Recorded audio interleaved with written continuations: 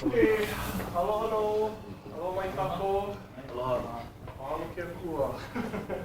Thanks everybody, and I know you guys are probably tired of looking at my ugly mug week after week, but this is going to be our third installment of our Kimi Na'awa lecture series, and we are very, very happy to have Aunty Paulette Kahalepuna here, and she will be talking about Lei Hulu, or feather lei making, very ancient traditional art, and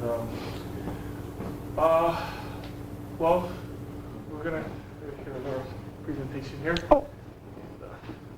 Mahalo for coming down. Oh, thank you. So, without further ado, turn over to Aunty Paulette Kahalepuna. Mahalo. First, thank you. First, to apologize. I was teaching at the shop and the phone rang and I picked it up and here's Palani's laughing voice going, "Auntie, did you forget?" I went, "Oh." I said more than that actually. And I said, and my mom was busy with some customers from St. Andrew's Priory because they came in to buy a lei for one of the fathers that's leaving, and I have 4 students sitting at the table and they're all looking at me like, "Oh, she's disappearing." So I threw everything together and here I am, and fortunately the freeway is pretty good at this point. Not always, but so got here in pretty good time. Anyway, it's always our pleasure, my mom and I, and I'm sure you've heard this before, when people do presentations or more recently when they go out to do any kind of protocol, we don't come by ourselves. You might physically see me here, but you know that surrounding us within these elements and behind me are my ancestors and people who have been in this area, whether physically here in Kapalama area or whether they were in Kalihi or Manoa or Paua Valley, but here doing the work and gathering of the feathers that we now relate to in this artwork, which is so much a love for my mom and I. My mother is my teacher. She's the beginning of my energies when it comes to doing of the hulu. As a student, looking up the heights here, when I was at Kamehameha School, I was aware that my mother did this work. In 1955, her teacher was Leilani Fernandez. And Aunty Lei was a companion and friend and also one who studied with Kamukila Campbell. And she was one of the caretakers out at Lanikuhonua, which then we called Baba's Point. You know, now we've become politically more astute to the districts and areas. But Aunty Lei was my mom's teacher. And they were both involved with Aloha Week back then. And my mom ran unsuccessfully in 1955 for Aloha Week Queen for Oahu and didn't win. So she was in the court for a year. And then she thought, you know, they always need volunteers to work, so I'm going to volunteer and be in their wardrobe area. That way they can see what a statuesque Hawaiian lady I am, and they need me to be queen. Well, 20 years later, my mother was queen in 1975. And so this is my mama today. And, but in her learning from Aunty Lei, it was to restore and replenish those feather items that were used by the court at that time. Repairing kahilis, replacing the feather leis that were worn as the women's adornments and such, became part of her daily thing in 5 years. Then after she left Aloha Week as a volunteer, she went on to just kind of doing it for herself, just kind of piddling with it. Then in 1970, well, go back a little bit, in 1962, I approached her when I was a junior in high school, and I said, you know, Mom, I need to do extra credit. So could you teach me how to do a feather lei? And she says, I've just been waiting for you to ask. And so that was my introduction to making of a feather lei.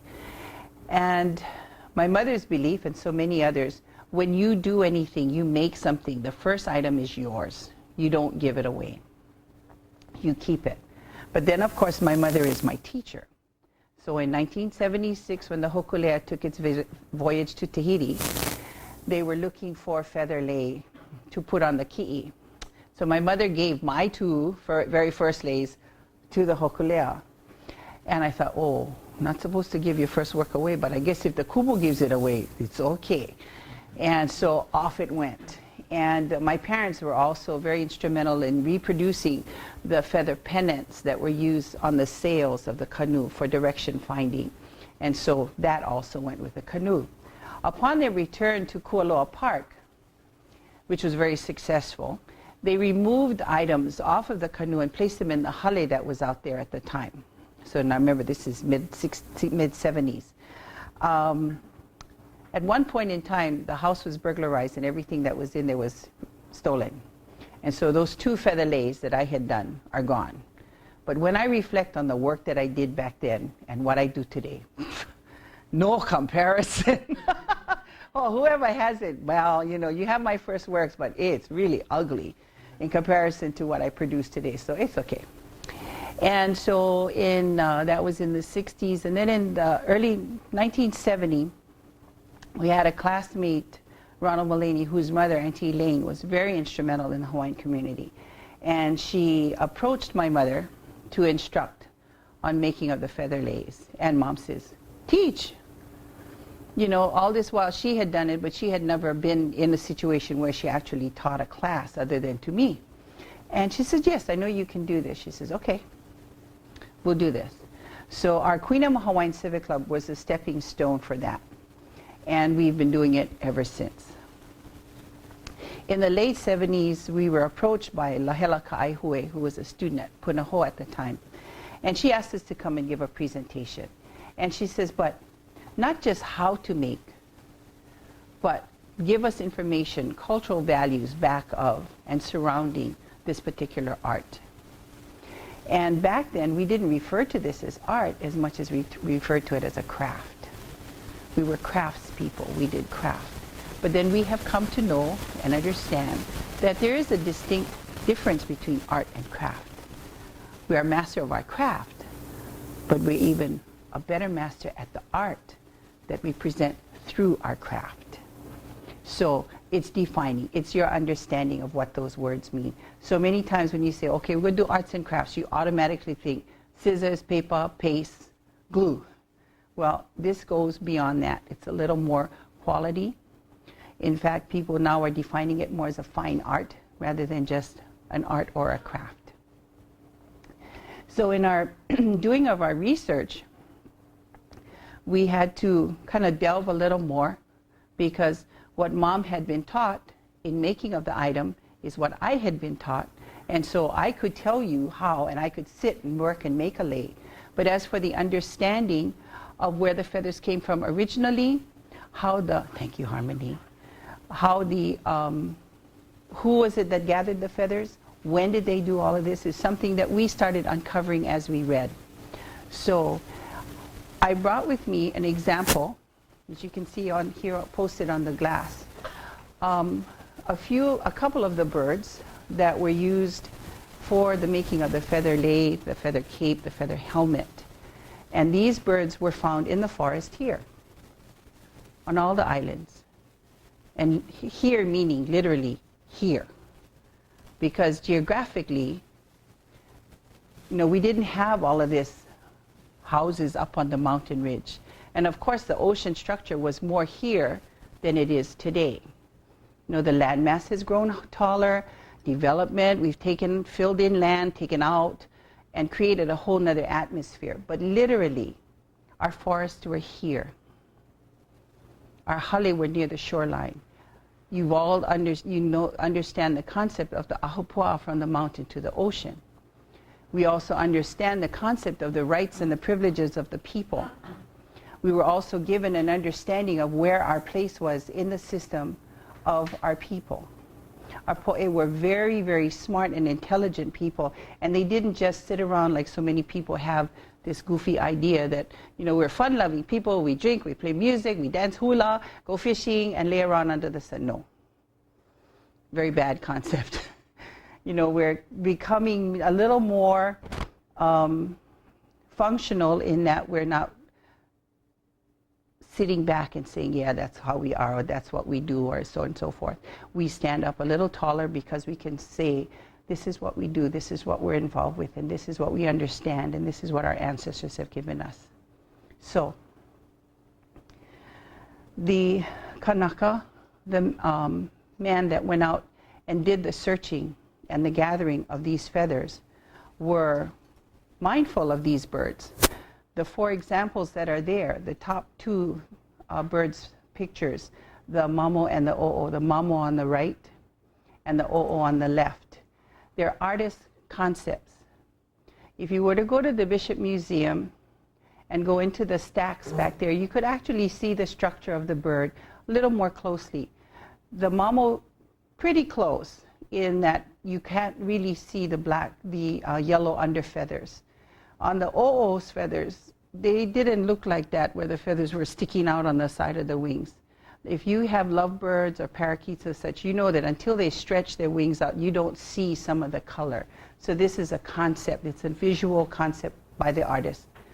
But just to know that there were so few feathers on yellow feathers off of those birds, when you look at a cloak or a helmet and see the predominance of those birds' feathers, you can well imagine how many birds there must have been living here in all of the island spaces, like the doves you see today, like the pigeons you see today, or the bulbul, or the minor birds, or whatever. They were here. They were very prevalent because they would only take, during molting season, from the ground, the feathers as they walked along, picking them up and putting them in their eke, and then bringing it down to the hale area, and there they would sit and tie and bundle all of their feathers.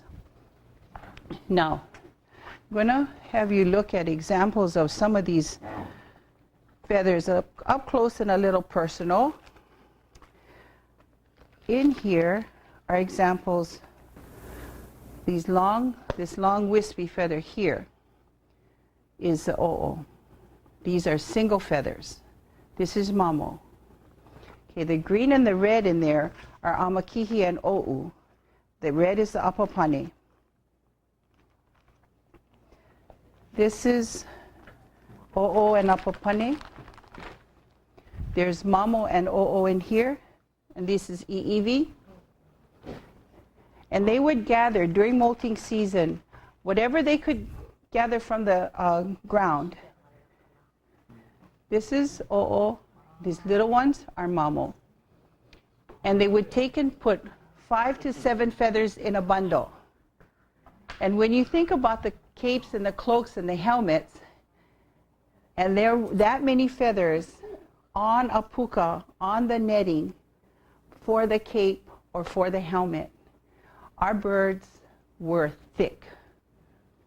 We had numerous birds, and to know that both of those species are gone today. They're gone. The mamo has been gone for over a century. The o'o, the last evidence of that bird was just before Hurricane Iniki, and that was almost 11 years ago. That's the last time that bird was recorded on Kauai. So, and because it was within our time, when you think about the wind velocity, the destruction of the land from Hurricane Iwa, just 10 years before that, the forest hadn't regained its growth.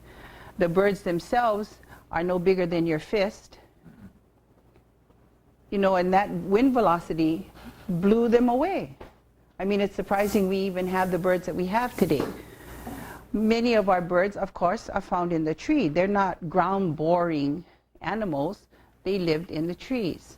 Now, if you go to Midway or those atolls there, most of the birds are underground or near rocks, because it's an atoll. But here we have the mountains, we have the trees, we have so much for their element, their natural environment.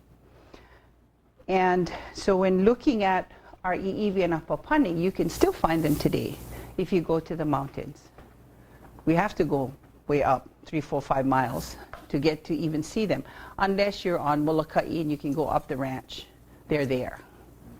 Or if you go up Saddle Road with your car rental that says you cannot, you go up there and you see them, eating from the lehua or eating from the berries that they find and so forth. I sat there picking, I was supposed to be picking ohelo berries, but I couldn't because they knew I can't touch them, and so they were just flying right here. They just kept flying around and calling out to each other. art center and sitting up out amongst the trees and just hearing them and seeing them flying around is just incredible. But these, yes. If you go to Schofield and you go up the Waianae mountainside, it's up in there. When we went up, not Waianae, excuse me, Ko'olau. When we went up the Waianae side up to the bog where the forest reserve is, we could hear them, but I didn't see any. But you'd really have to focus. We went from Waianae side and went back of the mountain that side. We ran into the peacocks and the thrushes and all those, but I didn't see any. Because you have to have a real trained eye and good, binoculars and sit with a lot of patience and watch. So just now with your seeing the actual bird's feathers and what the sizes are, and then in there gathering them. This lei belongs to us now, but this was part of my great-grandmother's collection. And the red feather is the apapani, and the green is the o'u, and it's native Hawaiian. And it's done on olona fiber, which is the cordage that was used in those days. And today, actually last year was the first time I got to see the plant. I kept asking friends, I said, I want to see the plant, because I know the fiber that we use, but I want to see the plant. Well, they kept bringing me the fiber. I don't want the fiber, I want to see the plant. So I guess they felt I wasn't healthy enough to go take a hike, literally. But last year, I finally got to go up to Tantalus, and I got to see the plant. And this fiber that they get from the inner surface of the olona plant, the olona looks very much, the bark looks very much like hibiscus, that gray-green bark. And when you scratch your finger on there, or the hau, you get that outer skin off, and inside are these fibers. And the plant itself grows fairly tall and straight, like the vauke, if it's clipped and prepared properly. But this is the inner fiber, and this is what they use for their cordage and their tying material. Today we use yarn, we use ribbon, we use thread because it's what we have today. And that's the material that's at hand. The other fiber that's on here is ie, and that they use for the helmets and for the images like the kukailimoku and so forth. We don't do that. We have friends that do the weaving. They have done and experimented making the baskets for the structure of the kukailimoku images. And they have taken and scraped the bark and they use the olona. But in our practicality, we don't. Only because, why would I want to put dyed goose feathers on something so typically Hawaiian, which is part of my ancestry, and cover it all up? Villi Po. So if I'm going to do this, I'll do with what my mom had taught me, using yarn, ribbon, and thread, and using dyed materials. Since I cannot get our native bird species enough, we do have Hawaiian gathering rights, but I think with the few feathers we would find, we could only make a ring. There's nothing you could do to make a lei, such as my great-grandmother's lei. Now, inside this circle, this lei here belonged to her also, but she didn't do feather work. My great-grandmother was a socialite, so she bought, or it was given. And this lei inside here is dyed duck. Now, there have been many people, when I was working at the Bishop Museum way back, the olden days, they would come in and they'd say, I have a lei from my family collection. It's over 100 years old. And I just know it's mamo. Why don't you bring it in and let's take a look at it? Inevitably, they would come in with a lei that would look like this, or a lei that would look like this. This is dyed duck. This is not mamo, not apapani, it's duck. And they're crushed. I said, duck? Yeah. How not? Well, this is from my tutu. I had it over 100 years. And we said, well, okay, this is 1970. 1870. What was going on in our culture and history then? 17. You got to go back a little farther than that. Already in the 18 or late 1700s, We already had silk introduced by all the merchants that were coming in, dyed materials. So much was already being traded and bartered and used within our own artistry that they used dyed duck because our feathers were already on the decline. People were changing the way of life. They were no longer just working in their kuleana, but they were taking care of other things. The man's job was shifting also. So this fellow who was the person responsible for gathering the feathers had another job now. He didn't have time to get the feathers. Plus, the land was changing. The inhabitants was changing. So these birds, eventually, when they couldn't get enough feathers to make a feather item, they would have to kill the bird and take the birds for its feathers. But they would use the bird for food. But it wasn't a common practice. Eventually, diseases, other birds, and yes, the demand for feathers was the demise of our birds. We're lucky that we have the few that we have left in species, and we're taking care of them. But we're not going to go out and gather their feathers to make a feather lei, because not enough. Not near enough. Let alone a cloak or a helmet. But we've had people who are quite excited. This picture in the center is this here, with the olona fiber used for the netting. And when we had our class to learn how to do that, this is olona and this is cotton fishnet. And today we can't even find the fishnet at the fishing supply stores because it's an illegal hole. The puka is too small. So no more. So in order to do the cape today, if you wanted to do that, is you have to go down and get yardage from the fabric store, which is a mesh net, just so principally you would have a netting. And then you wouldn't be getting our small little tiny majiro feathers or bulbul or any of the others because it would take forever to collect enough. So you have to use dyed goose, dyed duck, dyed pheasant, whatever materials are available today.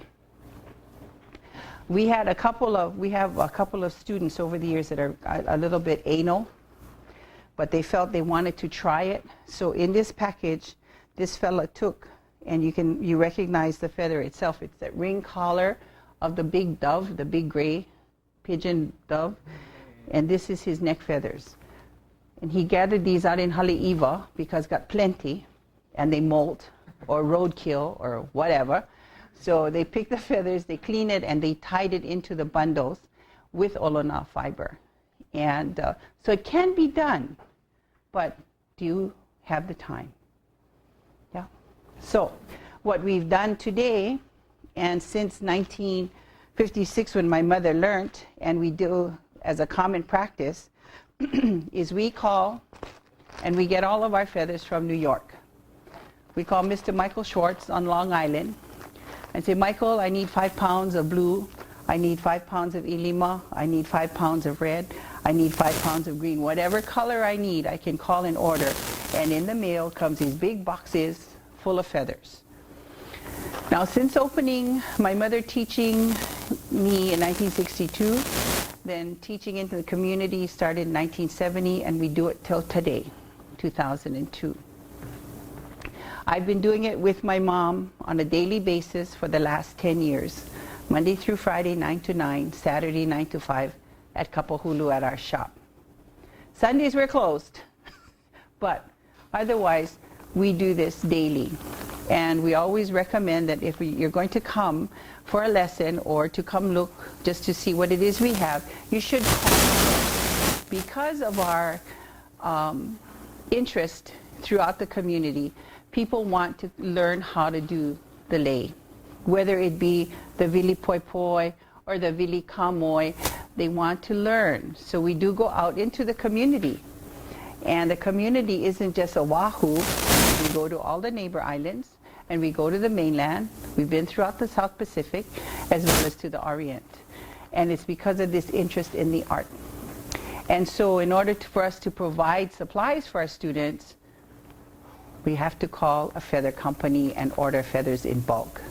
Now, once it comes to us, 5 pounds, we take and we weigh them into 2-ounce packages. And we have a little scale we set up, and we take the feathers and we weigh it 2 ounces at a time. Put it in a plastic bag, and it goes in a bin So when you come in, you can pick the color you want. However, you can't just take the feather and make your lei. There's a process. So you need to take your feathers out of the plastic bag, and they come like this. And you know, a lot of our students go, "Oh, the lei is finished already." No. You don't just put a ribbon and put it on. No. You need to take and pull these all off the string. And we don't know what little sweatshop sews all of these feathers together. But we pull it all apart. And we take a pillowcase. It's not the family favorite. Turn it inside out so the raw edges are outside. Put the feathers into the pillowcase. Secure it at the top real well. Several times with cotton string. Several knots. Then you're going to dampen the pillowcase quickly and throw it into the dryer. Half an hour, medium-high heat.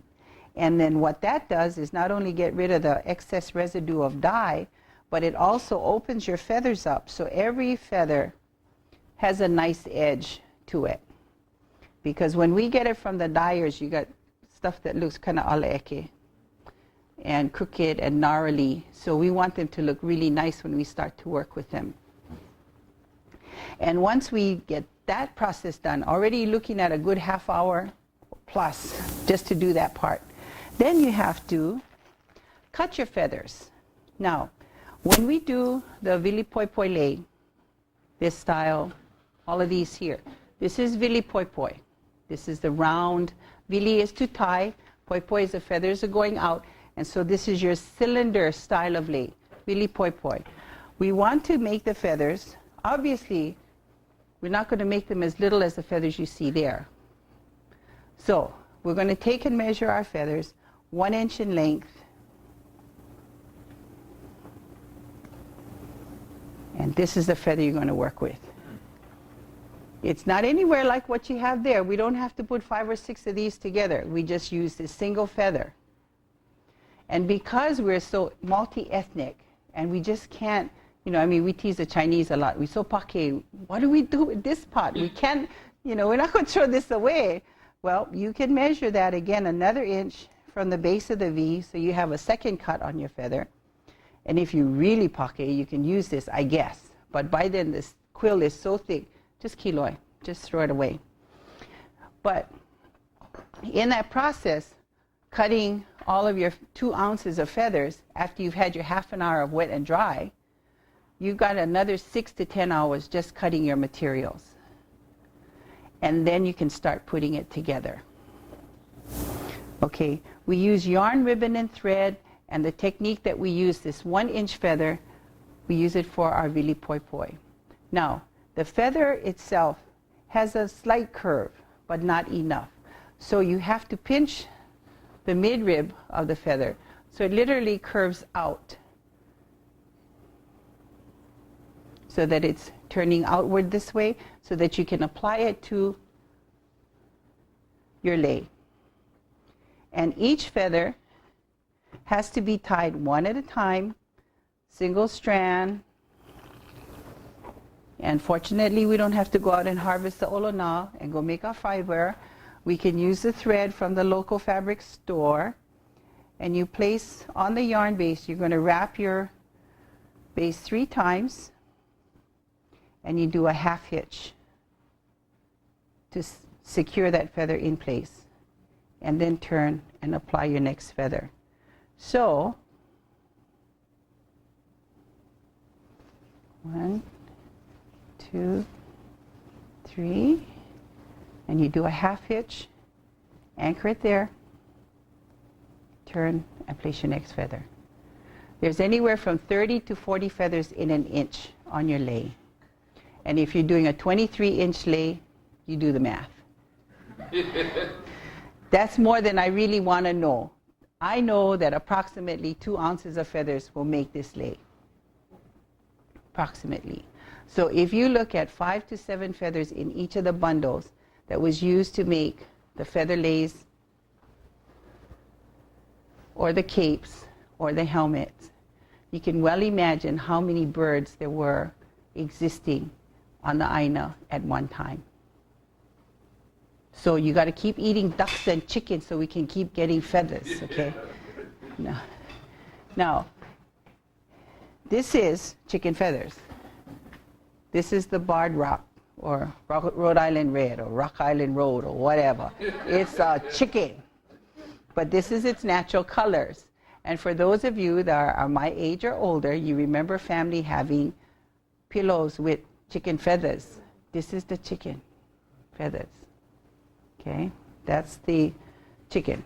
Because when I talk to the po'e haole, when I do the elder hostel, and I say Rhode Island red, I usually get somebody correcting me. So I'm not sure whether it's a Rock Island road or Rhode Island. You can write a song after a while. You know, it makes me think about that anyway. So after you've cut your feathers and prepared them to do the Villi Po Poy lei, you're looking at a 1-inch length of feather to do this. Now, when Harmony called me and when Palani spoke to me about doing this, they said, can you teach a class? Not in the time we have. There's no way, you know. But just to give you, kind of whet your appetite, if you need to do a project or something that you really wanted to do, this is the commercial. You can always call Kapahulu Avenue, Auntie Mary Lou's Nalima Mili Huli no Eau, and we would gladly set up a time for you to come and learn how to do this. But you're getting, you know, the gist of it, yeah? Now, excuse me. So what do you do with the koina? What do you do with this second cut? Well, you can make a lei like this too. This is using the second cut in the Villi Po Poy style, using that second portion and applying the feathers the same way. You crimp the feathers and you lay it on the base and you wrap 3 times and do a half hitch and you continue. This lei is much more forgiving than this lei because this one you have to be a little more precise. This one you can fudge a little bit. So first cut and second cut. Okay. Now color-wise, this is about as close as we can come to the o'u and apapani, the o'u and e, the o'u and the akialoa. There's 3 different species that give us a green. But when we ordered feathers from New York, this Jewish man does not understand, you know, colors. When we say red, well, we're pretty safe with red. But when we say ilima, aole kalima, yeah, he doesn't know what ilima. So it's golden rod, or parrot gold, or you know that kind of thing. Duh. So when we order it, we figured all of these years, 30 years working with this man, he would know the color we want. Well, as you can see, you get different dye lots. So when we have groups working on projects, we try to make sure we have the same dye lot. So if a halau is coming in, we will try to make sure that when we order their feathers, we have enough for that group. But everybody's hand is different. So the density, so you may run out. So we caution. This is why there's 2 shades on this lei, because the lady ran out. So she had to hemo her whole lei and start, and so she did a pauku or sectional lei in order to make this lei the green that she wanted. And we've had that happen. They get 3/4 way and they come back and doesn't have the same shade. And they say, so what do I do, Auntie? I said, take it all off. No! Oh, no, I'll wait till you get the next shipment. Maybe the same color will come again. You may not make your lei for 3 years, but, you know. So anyhow, we try to get the colors as close to the color of our native bird species, but it's not always possible. Because right now, the color green that I have in the shop is like neon green. And so people go, oh, I don't think so, Auntie. Okay, fine. Don't you want to do it with pink? You know, no. Okay, so that's the Villi Po Poy style of making of the lei. Hand tying, which is very typically traditional in format, but using a single feather as opposed to tying our feathers together. Now, just an example of tying the feathers together. If you were to have loose feathers like our ancestors did, they had to measure them tip to tip so that the balance was even. Then they would take and lay the feather across their finger, take the thread or the olona fiber that they used, and they would literally have to do the 3 wraps and the half hitch, at the base where the feather was its slenderest. Then they pull all of the loose hulu down, and about a ½ inch below that, tie it off again. And this was your bundle of feathers, and they would put it in the eke. So remember now, those little tiny feathers, 5 to 7 feathers in the bundle, and then they would then keep gathering to do the feather item they were going to work on. So lots more work than we do today. The other technique was traditional, was the Lei Kamoo. This is when we use the feathers for obvious reason, moi, laying down, go to sleep. So this is why we call this a Lei Kamoo. Villi Po Poy actually, because Villi is the tie and moi is the laying down. This feather you would take and cut 1.5 inches in length after the wet and dry process. So the feather is longer. And this would then be applied by laying the feather down and doing the 3 wraps and ½ hitch. Now, inside of this lei and inside this lei are strands of yarn. We use 4 strands for this base and 16 strands for this base. And that's to give it much more support.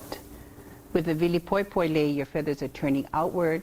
You're using a narrower base. With the Lei Kamoo, you need a heavier base to support the feathers that you're placing on there. We have had students that have done 4 strands of yarn, but then adjusting the feather length to do a Lei Kamoo using 1 inch instead of 1.5 inches. So it's adaptable. And here again, you can do a first and second cut. This is a koina Villi with a second cut feather. And here again, it's laying the feather down in the moi fashion. But this is second cut, and this is first cut. Okay, now my mom did this lei when she was in southern Illinois at my sister's house in the dead of winter in front of the fireplace because there was no place to go. So she finished this in 2 weeks. She worked on it quite diligently because there was no place to go in southern Illinois. Now, looking at the 2 styles of Lei Po Poy and Kamoo, when I went to Kauai, some years ago to teach, I saw a lei structured very much like this in their museum's collection. We call it the Lei Mauna Loa because now we've patterned it so it looks like the orchid lei. But here again, it's all done in the Villi technique where you hand tied. There's 4 strands of yarn in here. You're cutting your feathers 1.5 inches for the outside and 1.25 inches for the center. You lay your feather so the feather is turning outward. Do the 3 wraps and ½ hitch. Huli it over directly opposite. Place the other feather, 3 wraps and ½ hitch. Then you turn it to the center and you do your moi this way. Tie it on. Then huli on this side and do Lei Kamoo on this side. So in essence, you're doing 4 feathers around in one section to create this Lei Mauna Loa style. And we have students now doing them in various colors, Lei Mauna Loa, but it's Villi. So it's more contemporary than it is more traditional. But the technique in which it was done is very much like what our ancestors did. Then I saw one at the Bishop Museum when I was employed there, long time ago. This was on somebody's hat. Like that. And it was Lei Po Poy, creating your flower, 5 petals around. Then you take a drop of about ½ inch and you do your Lei Kamoo to create your kalek. So here's your flower. And you just do that all the way down. So this is one of the simpler styles, but it's best to learn this, and then go play with this. Yeah, this is a little more contemporary. Then we had a student that created this patterning, and we call it the rosebud for obvious reasons, because that's what it looks like. And it's the Lei Kamoo, but there's definitely a division between each bud, and that's created by a straw. The best straws at that time was from Kenny's Burger House up Camp Shopping Center. That's why you cannot get straws at the counter anymore. They have them behind or under the counter, because too many people are going over there and taking the straws and they'll make lei.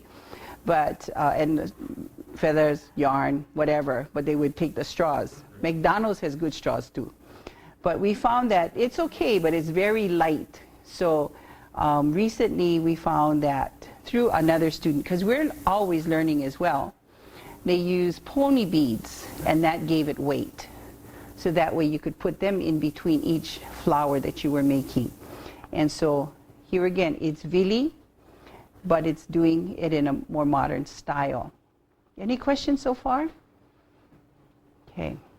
Well, just because I'm right here, this is the only book in all of the islands that's a complete instructional book on how to do the feather work. And this was produced by my mom and I. We authored it and edited it with some help. And the illustrations in here on how to do all of this work was done by David Parker from Kaneohe. And he did all of the drawings in here. My dad is photographed in here. He took our picture in our yard. So that's his photo skills. But in here is a picture of my dad. And he's standing with two capes. These two here. This one here is my mom's. It took her 13 years to complete. And this one is mine, and it still looks like that today. When you come to the shop, it still looks like that. I'm not finishing it because I don't have time. But it's a good visual aid, and it's a good instructional tool on how to do the feather cape. And it's very basic. It's not really detailed to a point where it's an art. It's definitely an art. But that's our commercial, and so you can find this at the bookstores. And we're going to have to go to a third printing pretty soon because it's being used more and more often because of its instruction. We consider, my mom and I, this as traditional. This style of lei making, the Lei Hulu Papa, we consider more contemporary, only because this particular style of lei was not done until metal needles were introduced to the islands. Our needles that they used in days of old for their kapa, for their sails and so forth, were done with bone, shell, coral. Now, if you try to stick a bone needle through fabric, you're not going to get very far. And of course, most of the leis that you see that were done back in the late 1800s or so were done with kolohala. They were done on flannel, all materials not native to Hawaii. Pheasants were introduced, peacocks were introduced. Flannel, we didn't have flannel, we had kapa. We didn't have metal needles, we didn't have this type of thread. So when you look at many of the old leis, this is my grandpa's, and this is a picture of him wearing his lei. This was his hat when he was home in the islands. When he was in Japan, he wore it on a felt hat, but he wore it all the time because my grandpa was bald, so he had to protect himself. But you can see by this lei that it's sunburnt, or if you didn't notice, it's kind of lost its luster. But this is the same feather, and you can see the shine that this once had. But this is from exposure, constant exposure. There was a question earlier about conservation and how to keep things. Once they've been sunburnt like this, you cannot bring it back. Don't put oils. Don't try to go find something that you can rub and hopefully get it back. No, it's gone.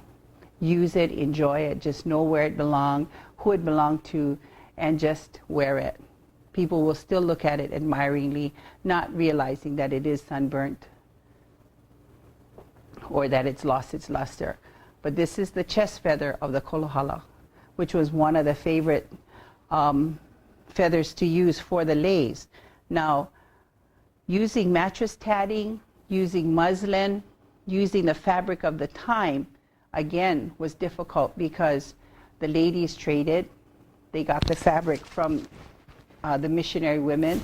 They used the mattress tatting of the sheeting that was used, that came from the ships. And we were even surprised that we found some, one lei, when we turned it over, was done on not literally shark skin, but shark skin fabric. Remember how, oh, well, some of you wouldn't remember shark skin skirts. But we do, yeah? There's some of us that I can still relate to that are in my age category. Some of you too young. Anyway, This hat and this lei, this is done with the kolohala. This is done with the gray almond, which is in the rump of the bird, this part here. And this large heart is from this area here. I found this lei on Fillmore Street in an antique store, and I got it for $5 because they didn't know what they had. And the backing was flannel. The stitching I recognized. When I was a student at Kamehameha in the 60s, we worked in the gift shop. This was made by a lady from upcountry Maui. So it's, to me, very precious. And so people tell me, oh, well, you spent $5, I'll give you 10. No, it's mine. It's mine. I'm not separating myself from it. But you just never know where you're going to find some of our Hawaiian work. And when it came to the humupapa lei, the colors was purely your choice. The feathers you had exposure to. This I just did last month. And so there's peacock in there, Chinese golden pheasant, ringneck pheasant, melanistic pheasant. And this lei was done, and this is also mine. I'm very possessive with my stuff. But this is done with a mallard ducktails feathers, and there's only 2 on a duck. So a lot of butts on this lei. And so we can get pheasant from New York. We can get, this guy here is also mine, but it's the wing feather, the shoulder wing feather of the peacock. You see that electric blue? Took me 2 years to collect enough of these feathers to make a lei, because there's not that many on a bird. And this I could buy by the pound. This I cannot.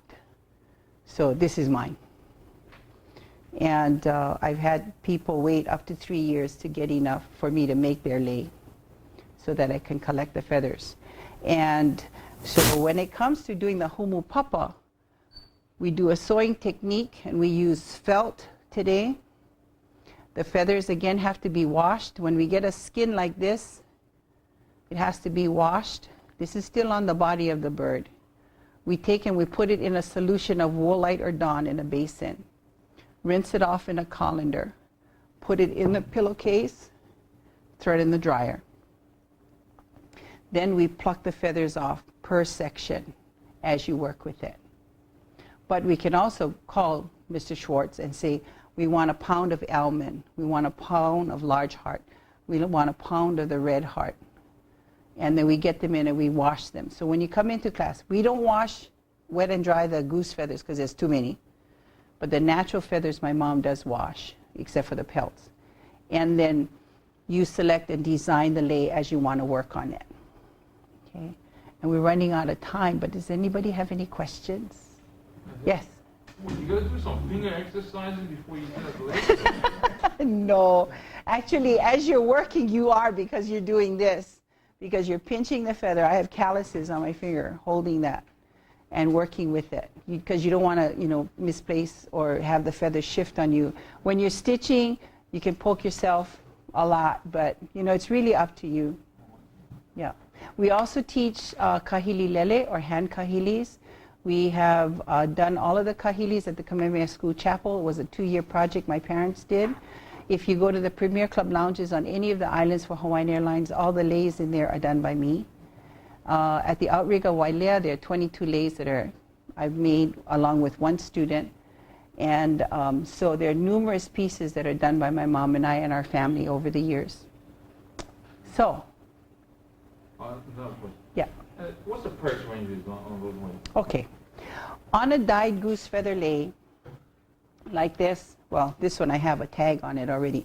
This is a 24.5-inch length lei. It's $196.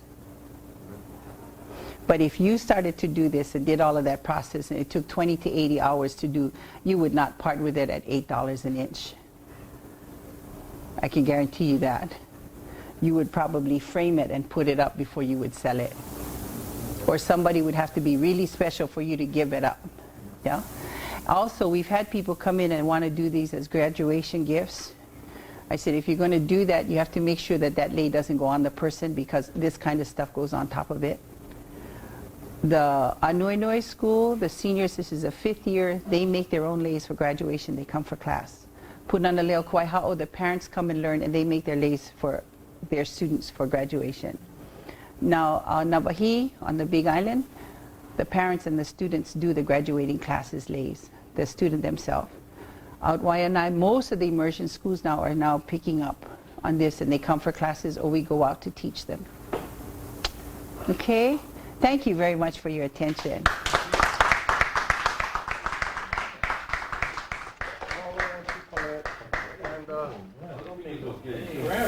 Thank you guys for coming out. A few things to announce and touch on.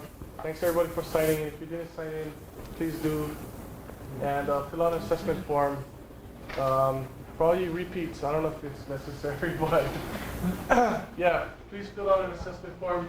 Next week, Haleaka is going to be, it's May Day next week, so we're going to have more and more stuff going on. Day making workshop, we're going to be doing flower leis. That could be out shooting ducks and we're going to have flower leis, Haleaka of the Puina Nalu program in the back. We'll be presenting that. That's going to be going from 9 to about 1, so feel free to show up, when you want to show up, and just kind of jump in midstream. It's going to be a little more informal and just hands-on, very hands-on. Yeah. And she's not going to bring all the materials, so if you guys, have something you want to work on, you're encouraged to just bring materials and just work on it. Then Wednesday, special for May Day, Uncle Koi Kake will be back. And the Palapalai patch, if you guys never seen them before, you don't want to miss that either. And that's on Wednesday. But again, I want to thank Aunty Paulette, and I just want to say that you guys are very lucky to be in the presence of a living legend here. So, and thank you, and mahalo. Thank you.